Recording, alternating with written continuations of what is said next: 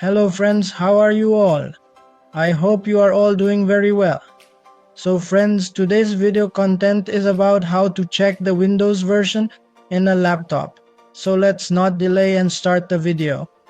Alright, so first of all, come down here to the option called Start in the window and click on it.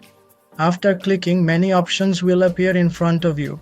On the side here, you will find an option called Settings. So you have to click on this Settings. After clicking, you will have many options.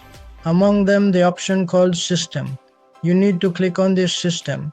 After clicking on System, scroll down a bit and you will see an option called About.